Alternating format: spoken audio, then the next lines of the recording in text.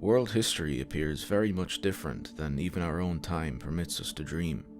The history of man is, measured by the history of the plant and animal world upon this planet, to say nothing of the lifespan of the universe, short, an abrupt rise and fall of a few thousand years, something of no account in the destiny of the earth, but for us, who have been born into it, of tragic greatness and power. The Faustian West European culture is the mightiest, most passionate, and through its inner contrast between comprehensive intellectualization and deepest spiritual turmoil, the most tragic culture of all. Here is the struggle between nature and man, who through his historical existence has rebelled against her, practically fought to its end. The mechanization of the world has entered into a stage of most dangerous, excessive tension. The face of the earth, with its plants, animals, and people, has been altered. In a few decades, most of the great forests have disappeared, have been transformed into newspaper, and consequently, climatic changes have occurred, which threaten the agriculture of entire populations. Countless species like the buffalo have been completely or almost completely wiped out. Entire races of men, like the North American Indians and the Australian Aborigines, have been brought virtually to a state of extinction. Man is an element of all living nature, which rises in rebellion against nature. He must pay for this defiance with his life. Through this act of defiance, man distinguishes himself from all other living things, which, as pure nature, are blended with the tapestry of the natural universe. Mankind is the hero of this tragedy, world history the final act of the tragedy itself. Man is but an episode, a moment in the destiny of the world. The greatest part of the tragedy of human civilization is already past. The end dawns. We stand today at the climax, there, where the fifth act begins. The final decisions will be reached. The tragedy comes to a close.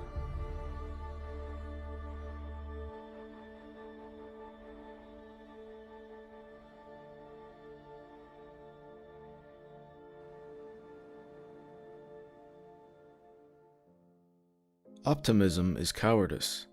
This is the quote most famously associated with German philosopher of history Oswald Spengler.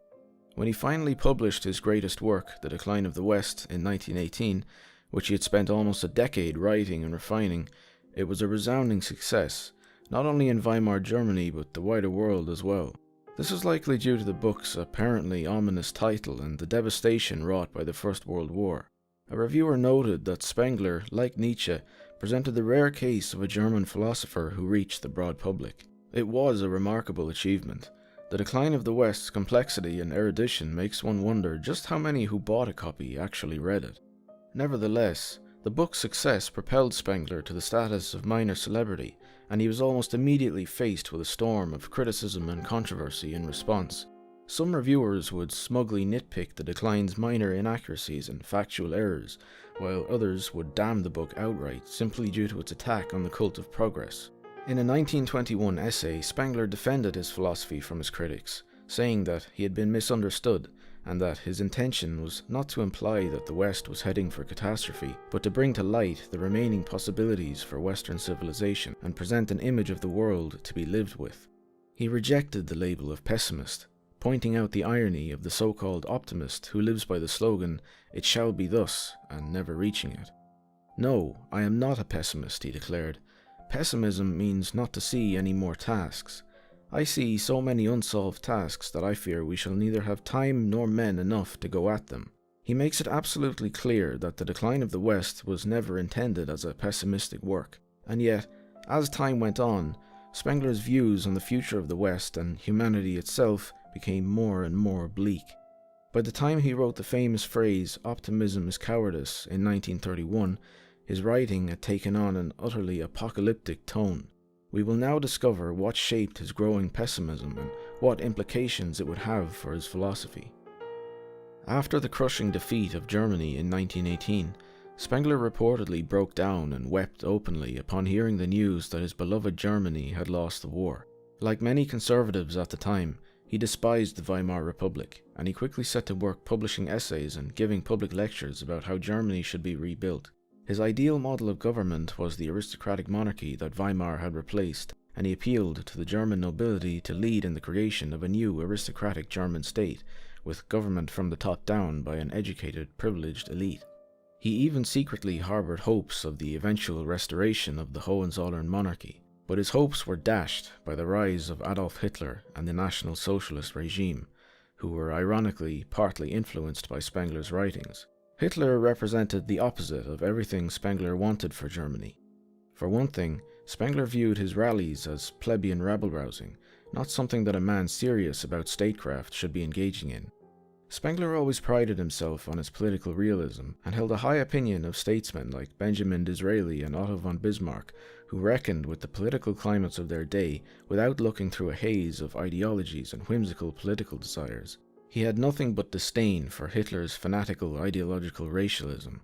Spengler's friend recorded in his memoirs that, when speaking about Hitler after a private meeting with him, Spengler remarked, "He is a fantasizer, a numbskull, who is wedded to Alfred Rosenberg's myth. When one sits across from him, one does not have even one single time the feeling that he is significant." He still voted for Hitler and even hung a swastika outside his house at one point, suggesting that he thought even the Nazis were preferable to Weimar. Spengler was one of the foremost thinkers of German fascism, but to say he was disappointed in how it turned out would be an understatement. The success of the Nazis was directly the reason for Spengler's deepening pessimism towards the end of his life. His 1933 book, The Hour of Decision, is the origin of the famous phrase, "Germany is not an island." No longer was he concerned with building a worthy Third Reich out of the ashes of the Second. Now he was worried about the very survival of Germany on the world stage. The book contains several indirect criticisms of the Nazi regime, to the point they had it banned. The second volume that Spengler intended was never written. The Hour of Decision would be the last book Spengler would ever publish before his death in 1936. But of Spengler's later works, it is his short 1931 book, Man and Technics, that is of most significance to us today. This book is the source of his well-known tragic imagery of the Roman soldier at Pompeii, standing dutifully at his post while Vesuvius rains down fire and ash upon him. The man who once emphatically declared that he was not a pessimist was the same man who would now write, "Optimism is cowardice." The machine technics will end with the Faustian civilization, and one day will lie in fragments, forgotten. Our railways and steamships as dead as the Roman roads and the Chinese wall, our giant cities and skyscrapers in ruins like old Memphis and Babylon. The history of this technics is fast drawing to its inevitable close. It will be eaten up from within, like the grand forms of any and every culture. When, and in what fashion, we know not. Spengler was now proud of what he called his brave pessimism. Man and Technics cemented Spengler's legacy as the master historical pessimist of the West. It could be said that his now extreme pessimism was what made him see the future in such bleak terms, but it could also be argued that it completely cleared his mind of wishful thinking and allowed him to see things as they truly are. However, as Spengler himself wrote in the preface of Man and Technics, the book was actually just a small glimpse into something larger that he had been working on. This larger work has been revealed by scholars in the decades since Spengler's death as a philosophy of history second to his first, that of the decline of the West. It is Oswald Spengler's second philosophy that we will now explore.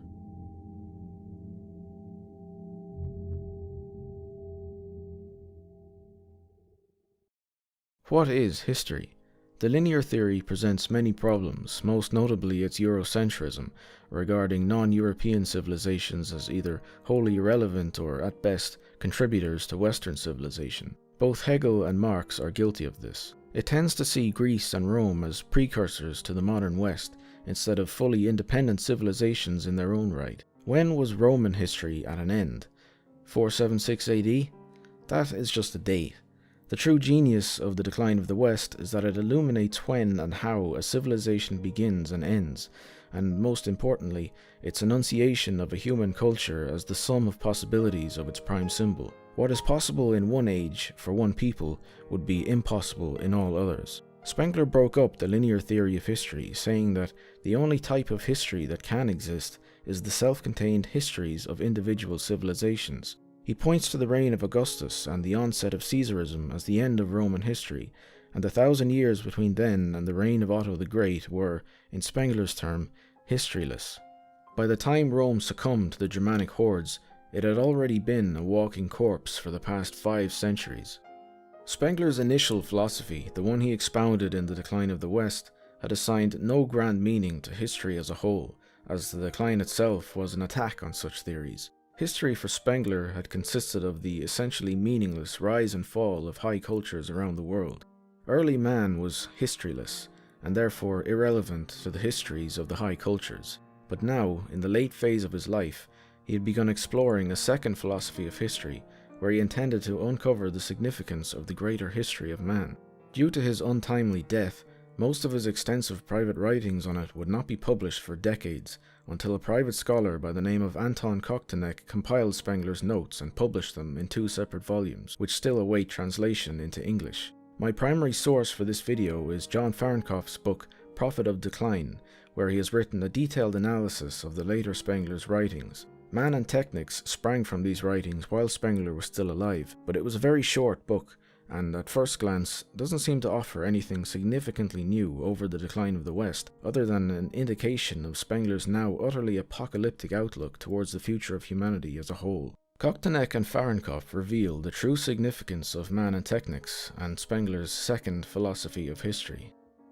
In The Decline of the West, Spengler had never paid any attention to human prehistory. History began in 3500 BC with the high cultures, and anything before that was irrelevant. But now, Spengler finally turned his attention to these formative years of humanity's past. Always disapproving of cause and effect material analysis of history, he analyzed instead the evolution of humanity's spiritual and psychological existence, the same method he had employed in The Decline of the West, from the early Paleolithic up until the modern age. He demarcated 4 stages of human intellectual advancement, labeling them simply A, B, C, and D. A corresponds to the Paleolithic, B the Late Paleolithic, C the Neolithic, and D the era of human high culture from 3500 BC up to now. It needs to be said that Spengler was off by a couple million years with his dating here, due to the limited knowledge of prehistory at the time he lived, but this is a relatively minor detail. What matters is his analysis of the gradual evolution of the human psyche from the time of our primitive ancestors to the present day. The A stage is inorganic, lava-like, when the first humans erupted onto the face of the earth as from a volcano. B was when the human intellect first began to crystallize, the transition between inorganic and organic, when humans began to awaken from their animalistic existence and slowly became aware of themselves as individuals. C was when complex human society first emerged, where we see the rise of agriculture, writing, and the division of labor. And of course, D was around 3500 BC, when human civilization first came to form proper, with amazingly complex societies that were made possible by the many thousands of years of human intellectual evolution before them. These are the high cultures that Spengler had concerned himself with in The Decline of the West. But now he recognized generations of the high cultures, each generation more advanced than the last, going back a bit on his position of absolute relativism he had held when he wrote The Decline. The first generation began with Egypt and Babylon, the second with India, Greece, and China, and so on. He describes the superior cultural and technological development of the second generation, writing, "Here one begins to experience life as a riddle, because it is no longer easy and is not completely self-evident anymore. Thinking, which turns away from proximity and instantaneousness and from directness and immediacy of action, acquires first here a great form. The concerns of life, the deed, becomes more important than mere physical existence. The Greco-Roman, Indian, and Chinese high cultures are more individualistic, more domineering, grapple with more profound experiences, and are proud of these experiences instead of avoiding them." Spengler was constructing a grand narrative of the entire of human history, not in a linear or cyclical pattern, but in a spiral pattern. He still thought of the high cultures themselves as undergoing an independent sequence of growth and decline, but with cultural and technical development increasing in degree with each successive generation. This was quite a departure from what he wrote in The Decline of the West, that history in general had no great aim.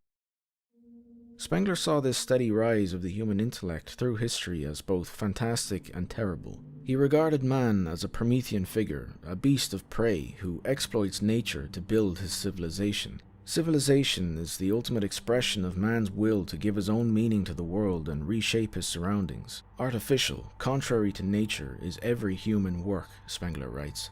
The prerogative of creation is torn from nature. He began to ominously refer to the high cultures as end cultures. Each successive stage of high culture in history has been more intellectually refined than the last. Spengler believed that Faustian culture was the end of the D stage, the final phase of human development, the final end culture, something that humans have been rushing towards like an avalanche for millennia. Western culture, with its individualism, absolutism, and machine industry, is no meaningless coincidence as he had once thought. Always a poet at heart, Spengler likened the entirety of human history to a great play. The first act began hundreds of thousands of years ago, when early humans were just learning to manipulate their environment, and when tens of thousands of years passed by uneventfully. Every subsequent act increases in tempo as the human mind continued to evolve. More abstract intellectuality and creativity, and a more domineering attitude towards the environment. The lifetimes of the high cultures could be measured in centuries. Since the Industrial Revolution, every single year has become significant. The Industrial Revolution represents the final E stage, the opening of the fifth act, when humankind's historical conflict with nature escalated into a veritable war. The play Spengler was writing was an apocalyptic tragedy.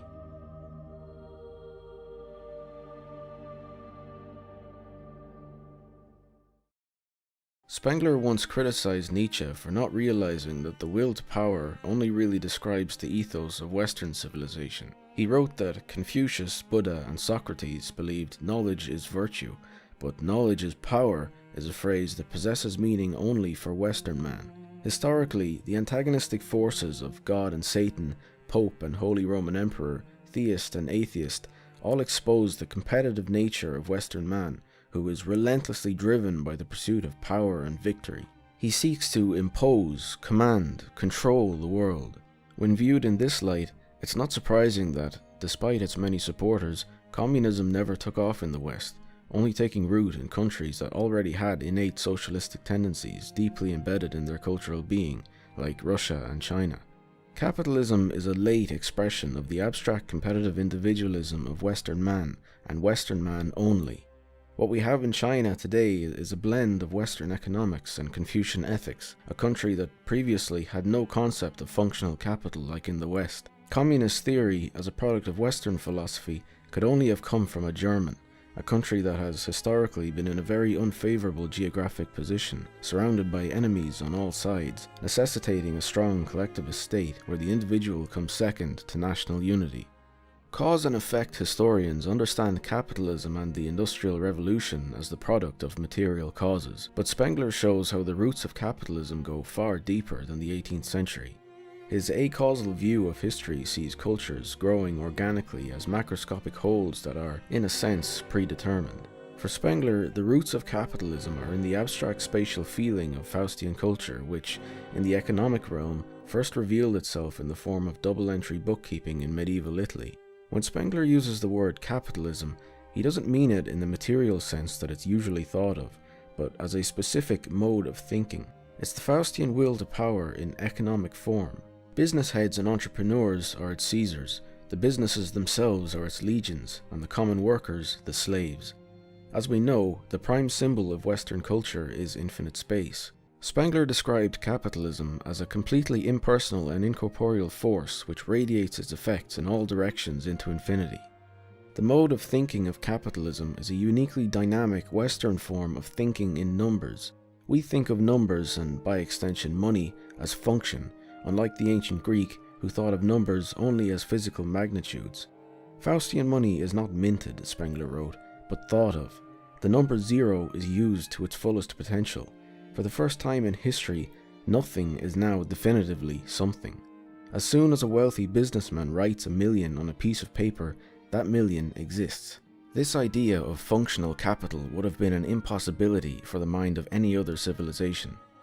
Spengler foresaw the liberation of capitalism from physical coinage, predicting the abandonment of the gold standard, to say nothing of Bitcoin. He wrote that the immateriality and inherent instability of capitalism would drive it to throw off all physical limits and create an effectively infinite supply of money, with runaway debt and inflation across the world as a result, a prediction consistent with the global economy today. He described the spectacular rise of the economy since the Industrial Revolution as fantastical, dangerous, and almost desperate. He emphasized capitalism's fundamental irrationality, taking issue with Max Weber's view that capitalism is a rational entity, because capitalism is inexorably driven by the irrational Faustian longing for power. It cannot be controlled rationally, as history has shown. We are still recovering from the 2008 financial crisis, even as we actively anticipate the next one. Capitalism is not a system by itself. It's tightly bound up with the distinctive abstract ethos of Western culture. But this is only the first pillar of capitalism, of which there are two. The second is the modern age's obsession with material things. Classical civilization had its modern age too, and we can find its counterpart to capitalism in the massive slave economy of the Roman Empire. The Roman slave was permanent and physical. In contrast, the Faustian slave is impermanent and incorporeal, and ideally can be dismissed and replaced at any time. As the name suggests, capitalism values money above all things. Even many of those supposedly opposed to capitalism worship the movement of money in the exact same way, for there is no philosophy more obsessed with capitalism than Marxism. These are both products of our materialist age. So, was it capitalism that created the Industrial Revolution? You might have guessed that the answer is no. I mentioned earlier how double-entry bookkeeping was the earliest sign of a dynamic economic force that would eventually become capitalism. Similarly, the invention of the mechanical clock around the same time shows that, even from its earliest stages, Western culture and the machine are inseparable. Here, again, we have the will to power. Other civilizations simply used nature. By contrast, Western man dominates it and rapes it. The discovery of the steam engine upset everything and transformed economic life from the foundations up, Spengler writes. Till then, nature had rendered services, but now she was tied up as a slave, and her work was, as though in contempt, measured by a standard of horsepower. Marx regarded industrial society as a permanent fixture of human civilization, but Spengler saw it as a transient phenomenon. In his view, industry and capitalism are not material phenomena, but uniquely Western forms of thought. Industrial technology is indivisible only from Western civilization, which has a deep cultural historical need to dominate and control all things, especially its environment. The Chinese and the Russians use technology, but they don't long for it as Western man does. They see it only as the source of the West's military and economic supremacy, and a weapon in their fight against Western imperialism.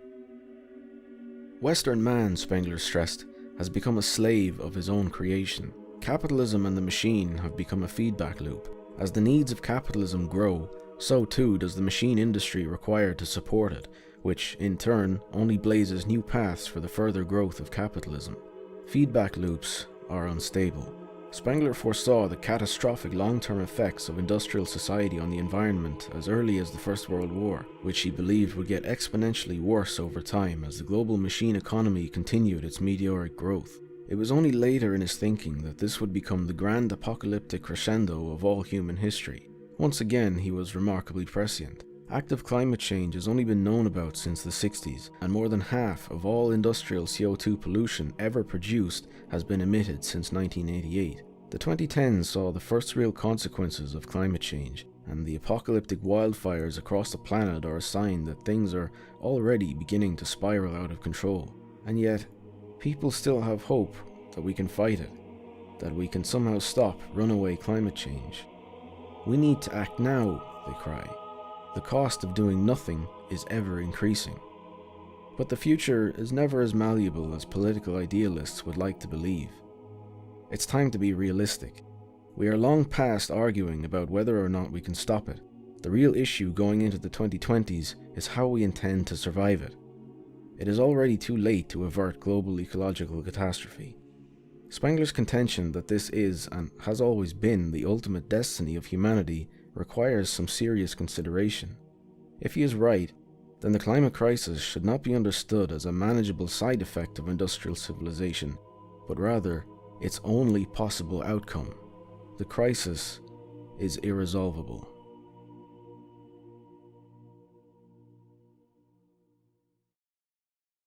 We have seen that the early Spengler was active in political theory during the interwar period. The most famous of his political tracts, Prussianism and Socialism, was a highly influential work among thinkers of the German Conservative Revolution, where he described how global capitalism would be smashed by German ethical socialism. It is a sad irony how Spengler would often remind his readers that the great political theorizers like Marx, Plato, or Moti often unintentionally paved the way for brutal tyranny based on their ideas, when his own writings directly contributed to the rise of Nazism. He became deeply depressed in his later years. His black pessimism shaped his second philosophy of history, where he had abandoned all hope of a bright future, and indeed had come to believe that the ultimate destiny of all humanity is that it will tragically destroy itself in its millennia-long quest to gain spiritual and technical mastery over the earth. In Spengler's view, the total war that the West wages against nature in the form of machine economics is the climax of a centuries-long historical process, a process tightly bound up with the greater cosmic process of human history itself. It remains to be seen whether this last and darkest of Spengler's prophecies will be fulfilled. Spengler concludes, "Higher man is a tragedy. With his grave, he leaves the world behind a battlefield and wasteland. He has drawn plants and animals, the sea and mountains into his decline. He has painted the face of the world with blood, deformed and mutilated it, but there was greatness in it. When he is no more, his destiny will have been great."